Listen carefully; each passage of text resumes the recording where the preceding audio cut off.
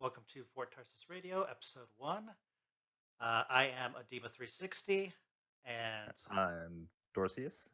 yeah, And I am the gaming author. the gaming author is our guest today.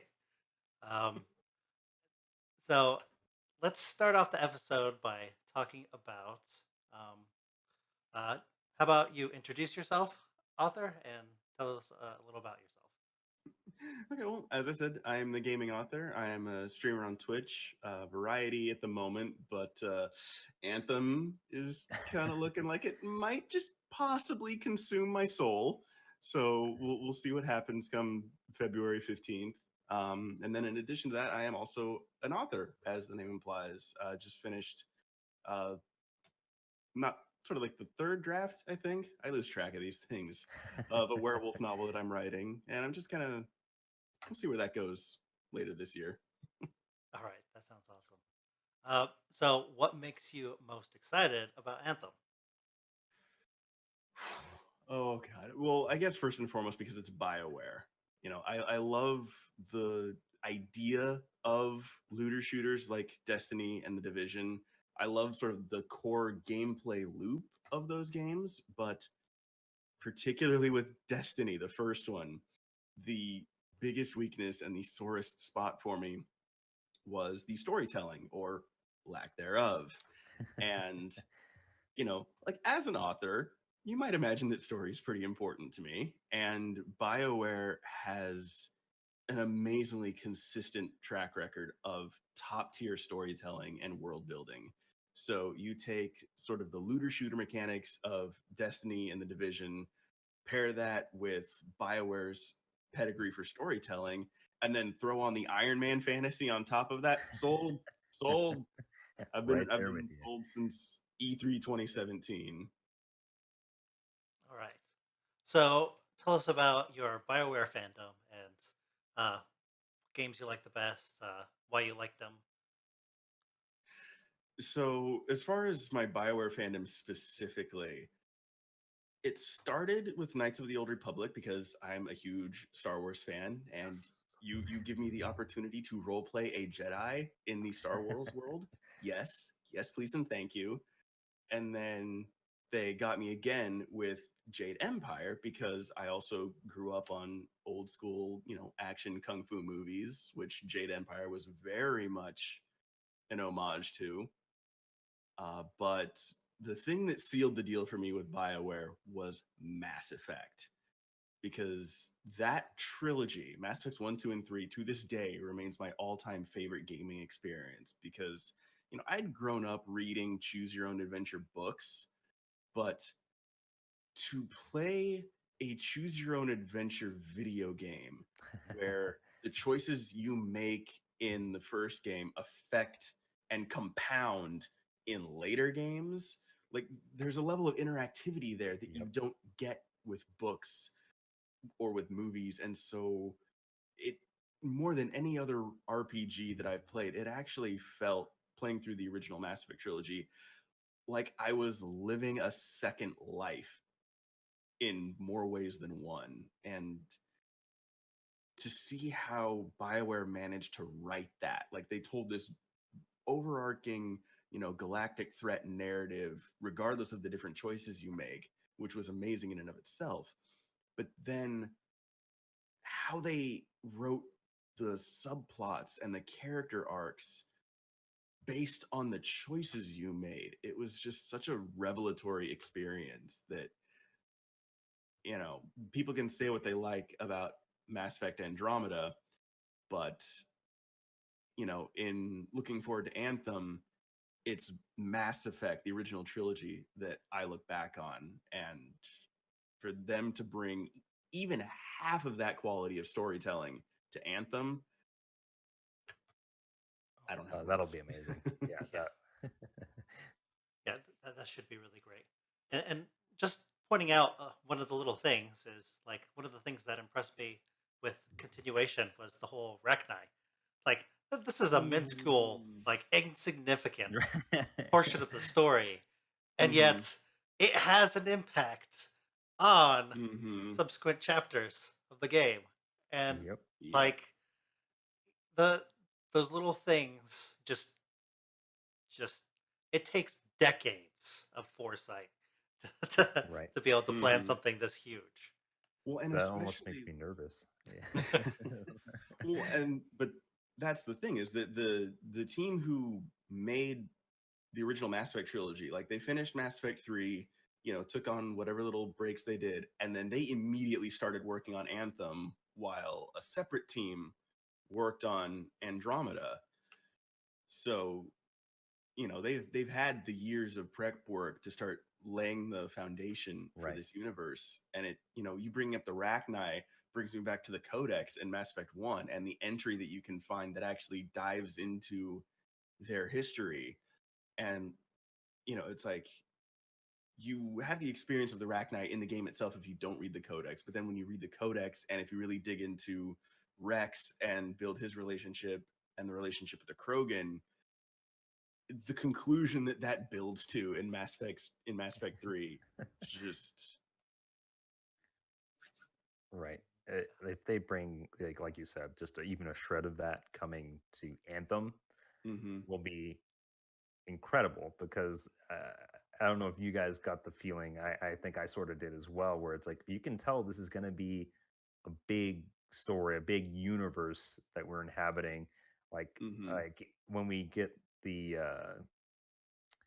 first video about Commander Tarsis, and I'm like, man, I'm getting some really heavy Warhammer or 40K vibes, like, and Yeah. even that is immensely deep lore and universe in it of itself. And I'm Mhm. like, oh man, they're bringing a lot to the table here.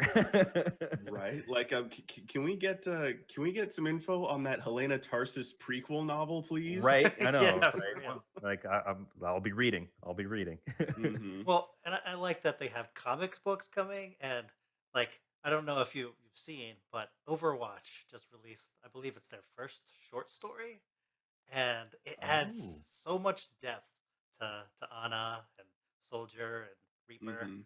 Like it just adds to the story just a little bit more. Um, oh Mhm. yeah. and like I'm I'm hoping this will be a thing in Anthem as well. Like maybe add a little depth to Owen on the side, or Right. Halleck, or Yeah. Mhm. Faye.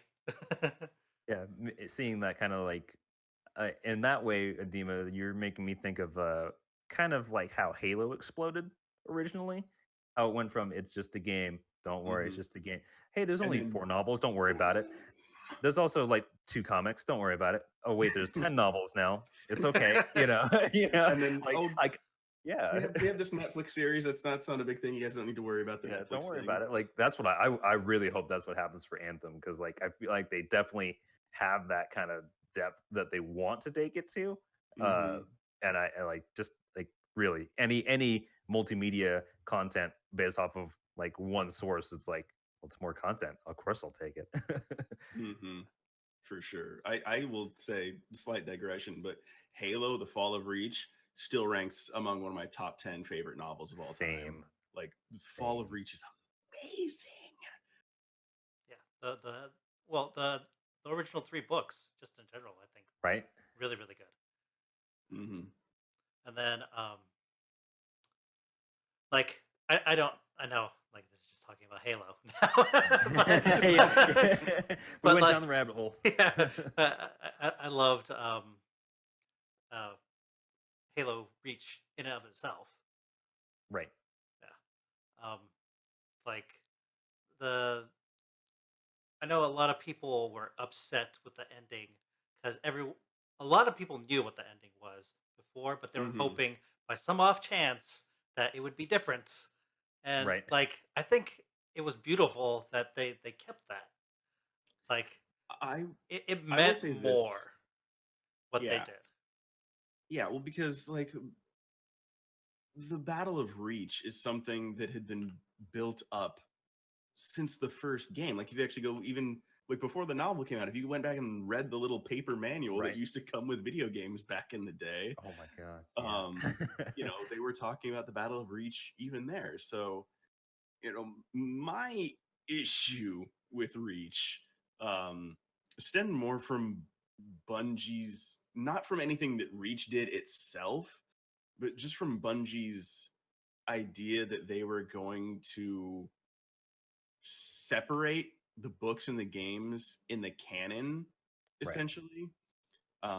So, you know, you have this amazing novel in Halo Reach, or in The Fall of Reach, and then you have the video game that kind of contradicts some of the bigger plot points.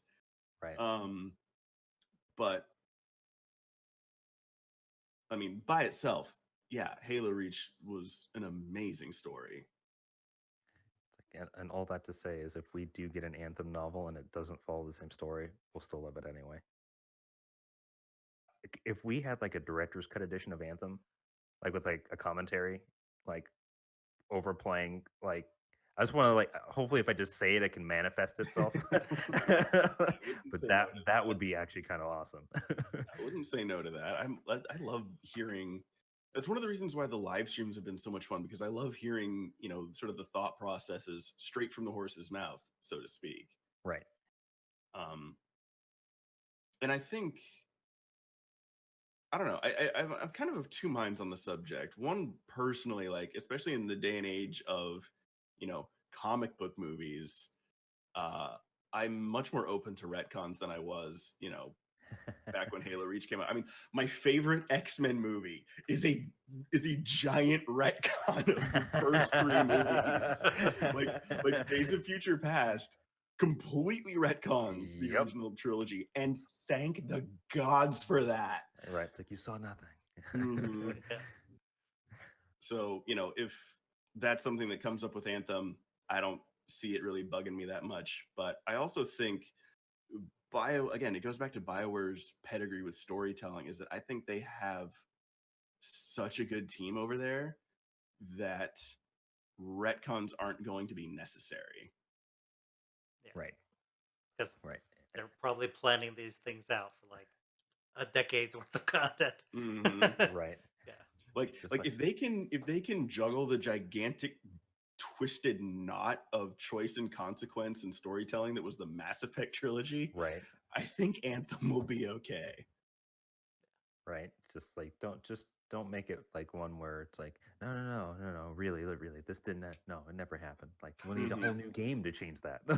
Yeah, just like, don't do the thing where you spend the entire first game hyping up the darkness or the Anthem as this great cosmic mystical force, and then have your, you know, someone come out, you know, 4 years later and say, well, the darkness is more of an idea, and yeah, that would be the one you're just like, no, it's fine. I still love it. I said through the tears. Well, now they're coming back around, and like the darkness is gonna be manifesting itself as like an actual thing. Right. Yeah. Right. It's like, Probably in Destiny 3, but like I don't know. yeah, Like, this is ridiculous. Yeah. We'll see what happens. We'll see what happens. I think to this day, beyond just me thinking I'm a good person, but they've made me like realize I can only play as a good person. Like, if I have to deal with my consequences of being a person that like has to, oh, you did all these bad things, you're gonna pay for it now. Like, no, thanks. I'm gonna no. That was so hard for me to swallow. Like, I've been so curious. There's, even to this day, there's so many other versions of Mass Effect story that I have yet to experience. Like, I have yet to play as a femshep and see how that changes things, and I've yet to do a full Renegade playthrough. And I started one before Mass Effect 2 came out. I created a female shepherd because I knew that if I was going to go full Renegade, I had to have some level of separation between me and Shepard. Like, it couldn't be my actual choices. And so with that, I managed to do full Renegade of Mass Effect 1. But then the minute I loaded that save into Mass Effect 2 and saw how those choices actually affected the galaxy, like, that level of separation just wasn't enough. I'm like, no, I cannot have this on my conscience. Right. Oh, that makes me like kind of think then, like, if I hope they can kind of make that happen with Anthem as well, because it's like, well, you're kind of a protector, like knight of these people. Like, are you a Hmm. good one? Are you a bad one? Yeah, Like, and that's what I'm liking about their concept of like our world, your story kind of thing, right, where Hmm. it's the decisions you make impacts your story and your game, but it's all going to be split, um, like it's your own individual tailored kind of thing. But like right, what one Hmm. negative downfall is like it is going to be kind of the same for most people in that right. because like Yeah. it's not like oh Fort Tarsis was blown up in my world. Yeah, yeah. Yeah. Yeah, can I But, join your instance? It has a Fort Tarsus still. Like, mine's gone. yeah, Uh, Yeah, and that's one thing that like there's so much else about the game that I'm so excited for that this wasn't even really a blip on my radar. But they have said that the choice branching will be simpler than in Mass Effect, so I imagine the consequences are going to be less varied as well. Um, but like I'm okay with that because yeah. I didn't go in, I didn't buy into Anthem expecting a full like Paragon Renegade morality system. Like Right. I don't like I legitimately don't even know how that would work in the world of Anthem Yeah. because with all of the sort of background lore that they've been hinting at, I honestly Right. don't think that the narrative is there to support that kind of morality system. Right. It's like like maybe you can play that out in your own as like part of how you want to approach the story on your own, as opposed to it being a mechanic Hmm. that's in the game. I think that could potentially still. Like, I wonder, and you made me think of it when you mentioned Knights of the Old Republic. Like, if it's just like a sliding scale of like, well, how good are you, or how bad are you? Like, if it was just like something on the side, it's just like, oh no. Hmm. Maybe even something like that would be kind of yeah. One, Well, my impression is maybe it's going to be something along the lines of like if you're a jerk to someone, they're going to treat you like a jerk on the missions too. Or if you're nice hmm. to them, then you're building better relationships on an individual That could be character cool. level rather Hmm. than just like necessarily it branching from the game itself. Like it's just whether or not this person's actually nice to you while you're doing a mission for right. them. Like, Hmm. wait a second. Why do I not have any loaded weapons in my javelin? Well, you were a jerk to the guy that's supposed to load the weapons for your javelin, so Right. sorry. Yeah. Hmm. Uh, And I can definitely see it affecting like the contracts you're given where like if you choose not to help say the Corvus faction Hmm. because I know that's one of the factions that we know about, you choose to help, like say you choose to help the Arcanists over Corvus, Right. and so like the next Arcanist contract you get, your contact is actually really warm and friendly with you, but then the next Corvus contract that you pick up, Right. the person's like, look man, I'm only working with you because I have to. If it Right. were up to me, I'd throw you out the fort without your javelin and Right. let you fend off the grabbits by yourself. You're doing this for no loot, by the way. You Hmm. know? yeah. Yeah. Hmm. I think Yeah. I think that could like those little touches could definitely add to the whole Oh yeah. our story experience. Oh yeah, for Oh sure. heck yeah. And it would still be that kind of BioWare flavor too, with like your actions, even if they don't have like grand galactic saving consequences, like you still Right. have to kind of, you choose to be a jerk with this person, but at the end of the day, this person's your coworker, and you still have to deal with them when you go to the office, Right. Yeah. essentially. Exactly. Like, So, those are the last kind of people I want to be like probably on their mhm. bad side. Just like, what do you do? I literally only fly the suit. Like, like, yeah, all of these guys, I need them. I literally need them. Mhm. So talking about like individual character relationships, what are your favorite like character moments in say the Mass Effect series of Okay. just I interacting with specific characters or anything like that? okay, so there are two that come to mind. My two favorite character moments are and they're both in Mass Effect 3, believe it or not. They are the moment where you are literally shooting the shit with Garrus in the Citadel on top of like the little like crossway where he's throwing things up in the air, and you're playing a Yep. little shooting game with him. that was one of my all-time favorite moments in this series. And then the other one is actually, I guess, the finale of the Liara romance arc, because Uh, it's such a profound and sad but also tender moment between these two, that is the first time in any video game where I actually felt like there was real romantic chemistry there with a character. Like, it's hard to articulate because it's something that's so easy to see in movies and to experience in books, mm, when you can feel that two characters are really, truly, legitimately in love with each other. And that's not something you really see in video games. And to be honest, I haven't seen right, it since that moment with Liara and Shepard in Mass Effect 3. But that's why it still to this day sticks out in my memory so much. right.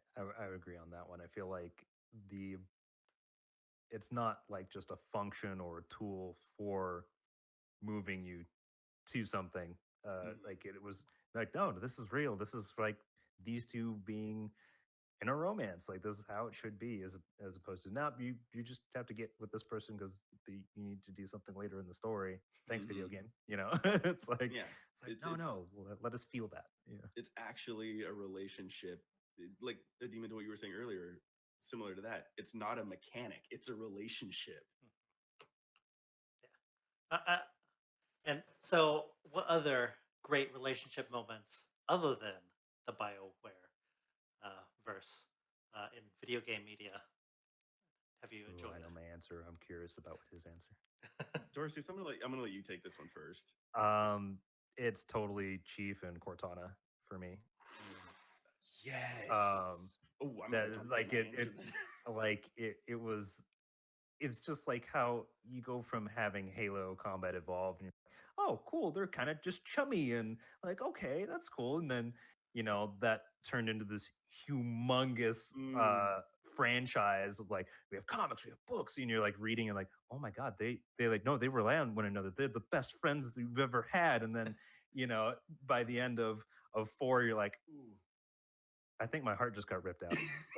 like, I was gonna like say, is is this happening right now? and then by the end of And Halo 4, then they just straight up rip your heart yeah, out. yeah, and then everything that happens in 5, and you're like, Mm, are they really doing this to us? Like, like, mhm. for me, that's definitely the relationship that I look at the most when I look outside of Bioware. I'm like, can you make me feel like that? I don't Mhm. always want to feel like that, mind you, because I don't want to be a sobbing mess. But Mhm. can you make me feel like that? Yeah, Halo 4, I hadn't even thought of it, because my initial thought went straight actually to Joel and Ellie in The Last of Us. Ah, yes, And Yeah. especially, yes. like, I refuse to spoil The Last of Us. You can pause again here if you need to But play The Last of Us. the culmination of that, I remember when I was playing it. I was actually, first time I played Last of Us, I was streaming it, and I pray to I thank RNGesus that nobody came in and spoiled this for me while I was playing it. But when you hit the climax of that story and that relationship, I was so beyond invested in it that that was the only point in that game, and one of the only times in a non sort of self-insertion RPG where I was in lockstep with the main character. Like, I was in that exact same emotional space. There you And go. it was just like, it was I can't even I don't want to think about it anymore. Because it was just that relentlessly intense emotionally, and I am not and will never be emotionally prepared for The Last of Us Part 2, because I'm pretty sure I know where that story is going to go, and none of us, if I am right, none of us are ready for it. But you'll play it anyway. I That's, Yep. and that's absolutely why will. that's why it's so beautiful. And I am going to cry, and I am going to be just an absolute emotional wreck for at least a week afterward, but yeah. It'll be great. Kleenex sales will rise. It'll be Oh yeah, for gonna be awesome. So for myself, I would have to say that the Joel and Ellie relationship is probably my favorite. but since you already took that, another favorite of mine is um, Cloud Strife and Eris, games brought in Final Fantasy VII, as well as Cloud Strife and himself, and coming to terms with everything, the whole Yep. mess that he is. Mhm. But Yeah, like and it's that's just important. an amazing evolution and story being told in that game.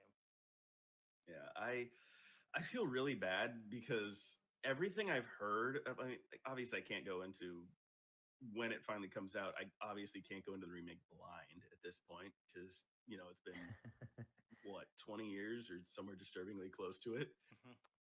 Oh man, that long. But You haven't played that? Now I you gotta haven't. pause this and then go. Yeah. No, okay. So here's the thing. I actually someone did lend it to me in middle school.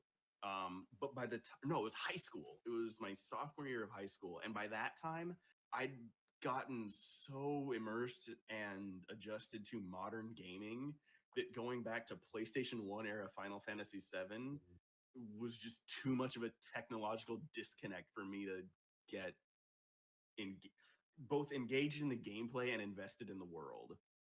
Yeah, and that's why after I experienced Dragon Age 2, I had a huge difficulty going back to 1. Cuz Oh like yeah. I mean same way with like I started with Oblivion and the Elder Scrolls and then going back to Mhm. Morrowind is just like Oh man. it doesn't matter how Yeah. amazing that story is. It's just Right. like Mhm. they need to remaster it. Yeah. Technologically, I can't. Yeah. Yeah. It's even one of the reasons why, as much as I loved Oblivion, like Oblivion was a game changer for me when I first played it because that was my first Elder Scrolls. But then even just going from Skyrim to Oblivion, like I can't go back that far because Hmm. the the subtle but incredibly important tweaks they made to both combat and especially the complete overhaul they did to the leveling system changes the game so much that Oblivion just I can't do it. It's tough. So, what Yeah, are I was trying your to think about other titles like that too. I was like, yeah, backwards, no, please no. Mhm. But I have to say, like the old classic, like Super NES games, seem to hold their own. Yeah. Yeah. Mhm. But so what are your favorite villains in either the BioWare series or in general? Hmm. Favorite villains. If I'm hmm. So that's a hard call, honestly, because the BioWare games that I love the most don't have specific villains as such. Like there was Saren in Mass Effect 1, Hmm. but he's as much as he has a really cool moment at the end of Mass Effect 1, particularly if you play it Paragon, um, I don't feel like there was enough development with him as a character leading up to that for him to really stand out as a truly compelling villain. And then the Reapers are just this, sort of big amorphous blob threat of an enemy. There's not really Yeah. one sort of central figure to that. Um, and unfortunately, I don't remember Knights of the Old Republic well enough to really comment on Malik. Um, I do think that again, not giving away plot twists, but the final villain for Jade Empire uh, was a fun little twist because it inverts a specific storytelling trope that I thought was really fun, and nobody inverts that trope enough, quite frankly. And it put a really new spin on everything you'd experienced in the game prior. So I guess if I'm uh, gonna pick from Bioware specifically, I would pick the villain from Jade Empire. I like that. Like Adima, I was like racking my brain over here. I'm like, oh, that's a hard like favorite villain. Usually I'm like trying to think of which one has made me like literally stand up and cheer by the time I'm done like fighting him because Well, like that's when I know. Like that's when I know. Anything else where I'm just like, okay, I guess it's the end of the game. Well, That's fine. outside of BioWare, like one of my Mhm. favorites in kind of more recent years is definitely Oryx in Okay. Destiny. Oh. Yes. Like That's a that great Mhm. villain. that entire like what led to him coming and the entire campaign to just defeat him. Mhm. Right. It's a pretty epic tale. So Oh yeah, for sure. Yeah, And that's actually a good point. that is a very good point. And it was actually something that that reminded me of Mass Effect a little bit, in the sense that even though it wasn't sort of a spontaneous ish consequence of our actions, the fact that the story still revolved around the only reason he's coming here is because we messed up. Yeah. Like yeah, this is our fault. Big And so immediate consequence. that definitely made Oryx and the whole Taken King expansion in general probably the highlight of Destiny overall for me. It was personal in a way that nothing else in Destiny really has been. yeah. Mhm. Arguably, there's Forsaken, but I was gonna say that's probably where I would pull mine as I'm thinking about villains that I enjoy. Um, Prince Aldrin being a villain because it's just like, oh, you cocky son of a. Okay, that's fine. All right, mhm, you take our friends from us. That's fine. Yeah, mhm, yeah, that's fine. Get eaten by a space meatball. I don't care. Like it's like this is what you get, man. Like mhm. the amount of trash talking I did about Aldrin was pretty high compared to everybody else that I think about with villains. So yeah, I think I agree. Going outside of Bioware, like Destiny has some pretty solid villains. Mhm. Yeah, I will give Destiny that. I will give Destiny that. The villains that they have chosen to include have been pretty memorable. Okay. Gaul, Gaul was a good one. Yeah, Yeah. definitely. Oh yeah. So going back to Anthem now that we did our little Destiny side trip. Yeah. For all um, of you who are wondering when we're talking Anthem, it's about now. yeah. So, what are your thoughts on the main crew that you know of so far, such as Ooh. Halleck, Faye, and Owen? So I was actually a little bit afraid of this question because I can't talk about Fight Club. And so, for Fair. those who Fair. don't know, I actually got a chance to participate in the closed alpha back in November. I forget when it was. Um, but Yeah. in order to do that, there's this whole NDA thing. And And we love our guests and we don't want them to break their NDA. So so yeah, I as best you there's can talk about it without violating NDA. so I can't get into specifics, but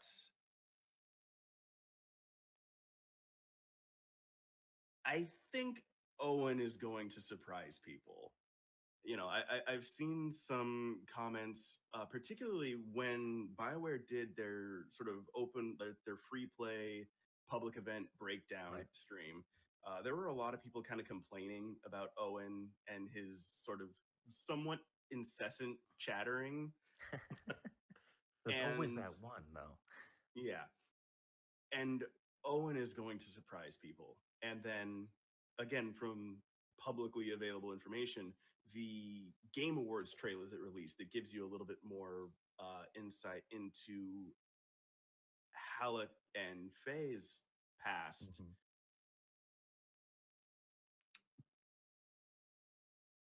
The characters in Anthem are going to surprise people.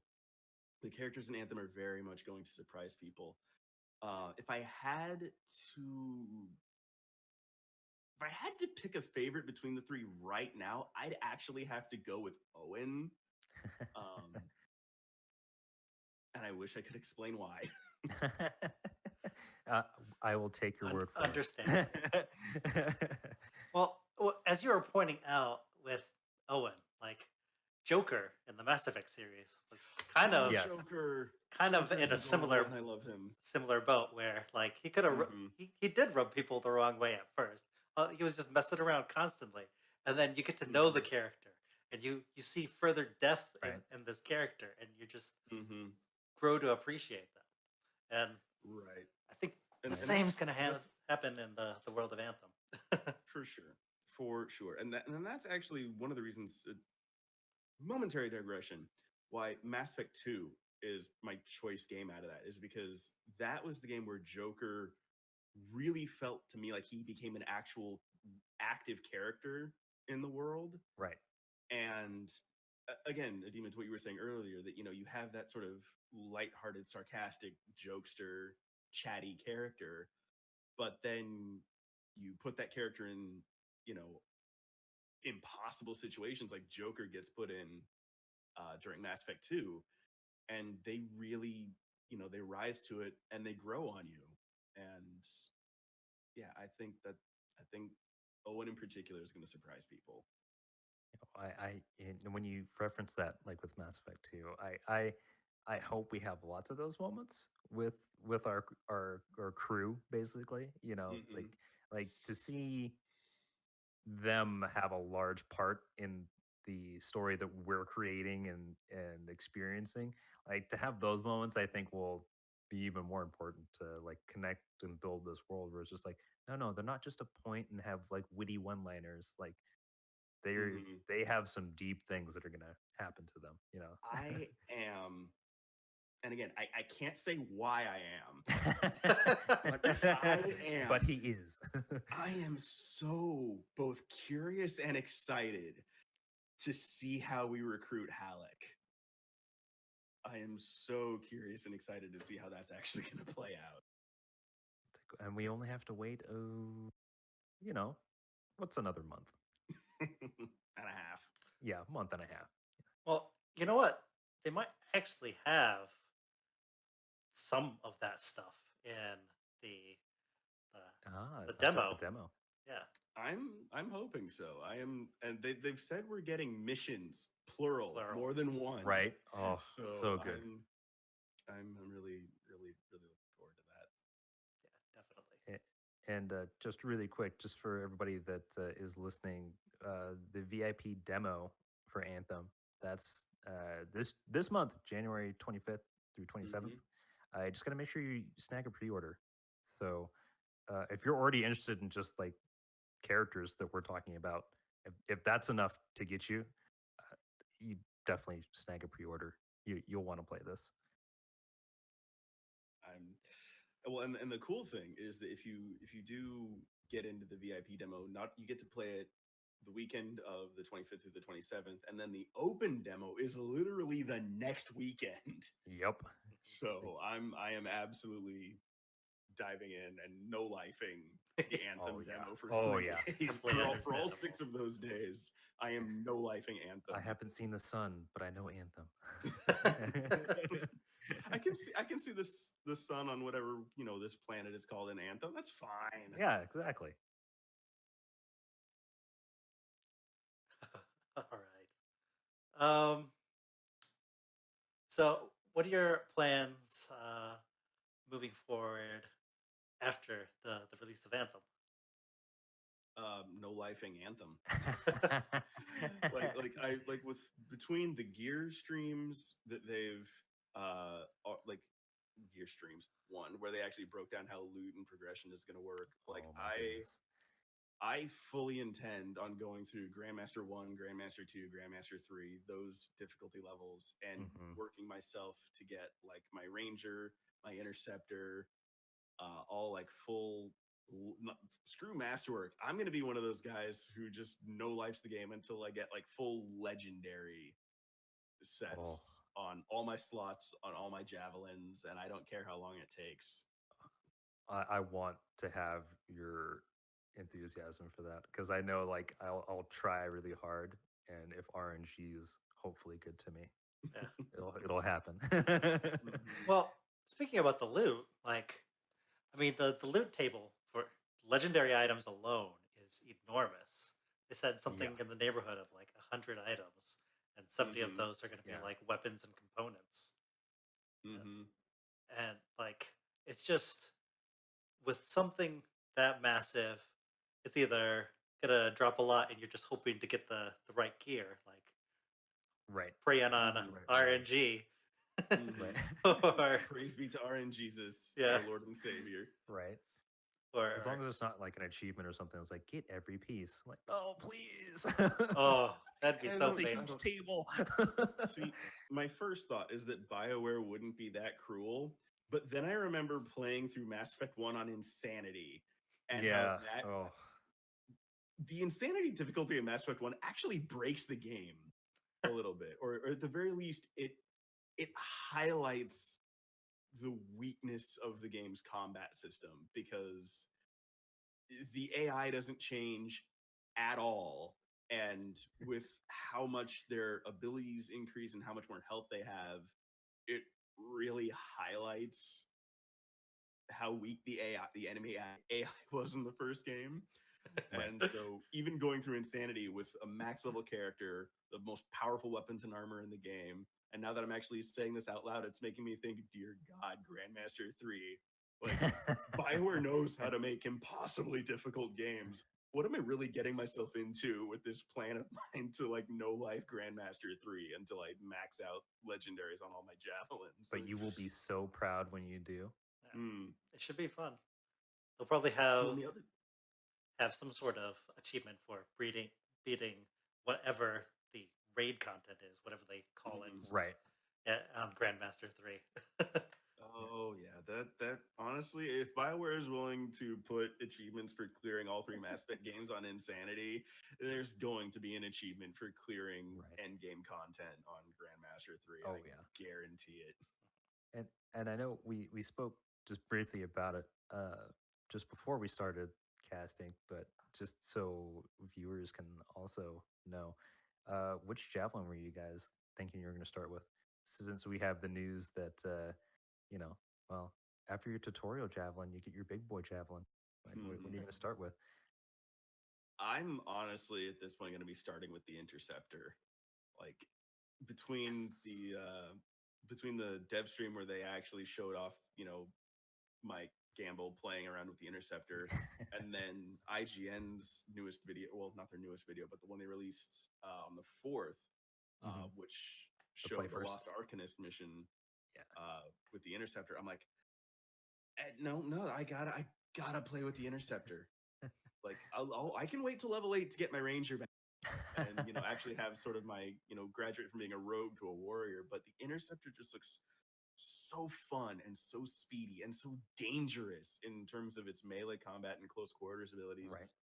that with how the actual gameplay works in Anthem and how mobile you are, between the dashing and the flying and the hovering, like I actually think the Interceptor is going to suit at least half of my play style much better than I thought it would.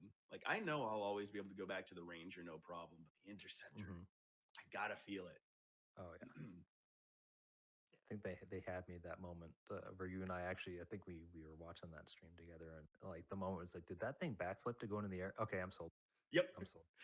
not only is it like not only does it like a backflip, it does like a roundhouse kick or something, and then Right. flees. Just like sweet. If that's how I have to jump to start flying, you had me sold. Yeah. But I still think I am gonna start off with Storm in the demo. Like Okay. Interceptor looks really, really, really good. But I want to find out how agile the Storm actually is capable of. Right. Because like it still looks good. It still looks very powerful, but like it's just a matter of how fluid it feels when it's doing its thing. Well, and that's actually something I noticed on the IGN video. They've actually changed how the Storm's ultimate works. Whereas in previous glimpses we've seen of the Storm, it had to cast sort of the 3 elemental pools before it could call down the meteors, and then it called down the meteors all at once. But now the way it works is it pops the elemental pool first and then drops that one specific meteor, and then that's the case with the other two elements, and so it's actually looking much more powerful and user friendly almost this time around. So I'm actually thinking I might kick the Ranger even a little bit further down the track, just to get a feel for the Storm. Yeah. I feel like you guys may be turning me towards also trying out the Storm. At first, I was like, oh, it's gonna have like elemental effects. I've seen that before. At the same time, I'm like, but it does look really cool. Like, there's no javelin in here that's like, nah. Like every one of them just looks really incredible. Like, would you climb in that and cause like mayhem? Yes, I would. Well, plus the Storm does such an amazing job of comboing off its own attacks because it uses multiple element attacks. So like you could be throwing ice shards 1 second, freezing the enemy, and then just light it on fire. And you're just Right. Oh my goodness. And you're just amplifying your own damage. Right. And when you say that, like for like its powers in that way, that's one of the things that had me intrigued about how the gear and components are going to work. Just like one feeding into the other. I'm like, this made me think of I don't know if you guys played this or any viewers have played Absolver, which was a martial arts based video game where you had trees and you could take different basically like punches, kicks, like, and just feed them one into the other until you had like this massive chain of things happening. And I'm like, I cannot wait to do that with like gear and components with Anthem, because that's what immediately it's like, oh, if I use this thing to cause explosive damage and then I throw a grenade and then that feeds this thing, oh my god, we're like going to be rolling balls of destruction. This is going to be amazing. Yeah, definitely. Yeah, that's something I'm very much looking forward to, digging into the loot system with the Interceptor and saying, okay, the melee abilities clearly go to 10. Can I crank them to 11? Can I crank them to 12? Does this go all the way to 13? Yeah, it's like, can we just let us push it further, please? And that's going to be something interesting with the loot drops is like you're going to have all sorts of random perks. Like the legendaries will have one fixed like specific perk, but they'll also drop with 4 random additional rolls on there. Right. And like you could just keep constantly experimenting with all sorts of different builds. Like maybe shotguns just completely nullify your melee ability on the Interceptor, like so like there's no cooldown, you're instantly able to do it again. Right. Yeah. I mean, just think about what crazy things you can come up with in terms of builds. You're making me feel like I already spent like enough time at every character creation screen. How long am I going to be staring at like building builds? Like, what'd you do today? Well, I spent 5 hours looking at potential builds, and I did one mission. Well, to say nothing about the visual customization as well. But before we go too far down that tree, the gear thing is actually one of the reasons, it's actually the reason why I am so glad that Anthem isn't going to have PvP, because BioWare has said straight up that the reason why they didn't include PvP is because they want to go, they want to be able to crank that power fantasy and those gear abilities all the way up to 11 without having to worry about messing up any kind of balance. And I'm just like, thank you, because that's been the thing that's been really working against Destiny, at least for me personally, for a long time, is how it drove me crazy in Destiny 1, especially, where I'd get a really, really, really excellent, amazing loadout for PvE that fit my playstyle perfectly, and then one critical element of it would get nerfed into oblivion for PvP, and so I'd have to rebuild an entirely new loadout and figure out a whole new way to play, and Well, I'm kind of right there with you. Yeah, and that's one thing that like a lot of people commented on with Destiny 1. You felt like a god because you're like killing gods. Right. Yeah. And then you go to Destiny 2 and like everything just felt so neutered right off the bat. And I mean, with Forsaken, they made a lot of improvements, but like Right. again, they're constantly having such a hard time of balancing it that like Mm-hmm. with Anthem, I see the only like good solution is if the sandbox for PvP is completely separate from PvE. Right. Mm-hmm. That way you can have Which this is Right. overpowered playground and mm-hmm. PvP Which will is be its something thing. that BioWare has said, they're saying, their answer to PvP is not at launch, which cool, I'm fine with that. And that's actually something that World of Warcraft did with PvP, is that PvP in WoW is governed by a whole different set of statistics that to really be competitive in PvP, you have to have the gear that Mhm. Blizzard had made specifically for PvP. You could go into, one of the World of Warcraft battlegrounds, fully kitted out in the highest of the high tier raid gear and get curb stomped because PvP literally plays by a whole different set of rules. Yeah, And I think that's the kind of playground I'd be okay with too, yeah, regarding Anthem. Mm-hmm. And the other thing too, on the similar note, is more generally speaking, that's another reason why I'm so excited for Anthem is because they've had years now to watch the market for these games. They've been able to see the Division and Destiny go through all these Mhm. different roadblock, stumbling blocks, and growing pains, and all that sort of stuff. And so they've had wonderful opportunities to sit there and learn from other people's mistakes. yeah. That in and of itself can be a gift. Oh yeah. Mm-hmm. Yeah, Oh yeah. Just like no, I'll watch you. I want to know. Mm-hmm. like with Forsaken, Destiny's finally like a better version of Destiny One, but like they wasted a whole year, kind of Mm-hmm. pushing the reset button, Mm-hmm. and then Right. It's like Yeah. like we got there, people, kind of. especially the people that have actually played it, seem optimistic for Division Two, Mm-hmm. Right. because Uh, they did learn from their mistakes. So I Mm-hmm. mean, Right. Anthem having been able to see these past failures, I think, will be a huge benefit to them. For Oh yeah. sure. And as long as they, I feel like they've done a good job as well with just kind of showing the public via the streams. Very active on Twitter. Like I feel like they will also be open to communication, as that's like another thing that I feel like consumers, and myself included, like can get frustrated with pretty easy. We're just like, tell us what's going on, please. Like, Mm-hmm. even if everything seems hunky dory, just on, you know. Mm-hmm. Well, and that's something I've been giving BioWare and just credit for is that they have more than any developer that I've seen. They've been very open and honest with their communication, with especially with how much of the game they've shown, going into all these streams, deep diving into the various systems.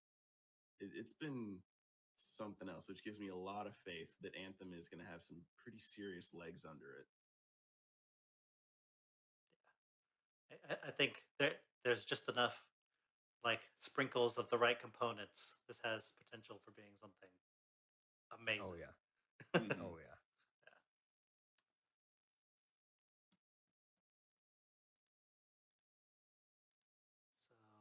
So I guess we can start wrapping up this.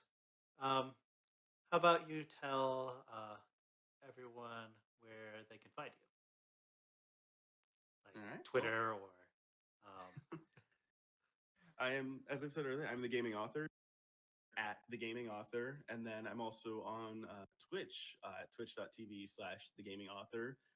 Currently working through my backlog of games, sort of to clear time for Anthem's release.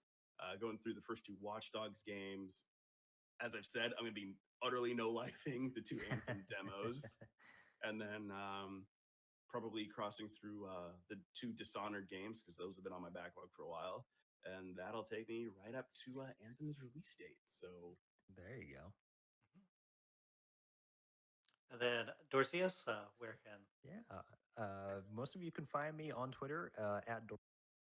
You can also find me streaming now on Mixer, Twitch, but you can find me at mixer.com/Dorseus, where, yeah, you will see me playing the demo. So if you want to find us doing Anthem stuff there, those are probably your two best places. Okay.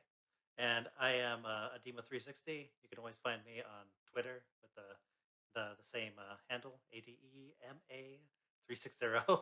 And then I'm a bit on everything, but I don't stream too often. I think I'm switching back to Mixer myself, just because I Sweet. like the low latency. Yeah. So good. And then so and just a general reminder that Anthem comes out February 22nd. Not soon enough. Yeah, Yes. mark your calendars. Completely 22nd agree. of February. But Take the day off. if you have Origin Premiere, you get the game an entire week early. So I'm definitely going to subscribe to Origin Premiere for that month. For 1 month. Yeah, do it just to get it early. Well, actually, no. Okay, so now that we've actually said that, I actually have to put it because someone actually did ask some of the developers on Twitter, and they did say that if you access Anthem through Origin Access Premiere, but then cancel Premiere, you run the risk of losing content associated with Anthem if Oh boy. not the game outright. So that's one of the reasons why, even though I pre-ordered it, I'm hesitant to pull the trigger on the Premiere thing because I don't want to lose access to my Legion of Dawn armors. Oh yeah, that's Well, a fair point. I think they've outlined that in the past that like if you pre-ordered the Legion of Dawn and like regardless with Origin Premiere you get that. But with if you pre-order just the regular version, that's where you lose that content. I am going to have to investigate this because if that's the case, I am absolutely throwing cash for Premiere. If I can keep my Legion and not have to wait an extra week to play the game, oh screw waiting that extra week. Yeah. Guess who's getting Origin? I ain't got no shame. Absolutely. Okay. I guess just something fun. We can exit on whatever silly selfie face or whatever you want to do. yeah. It's like,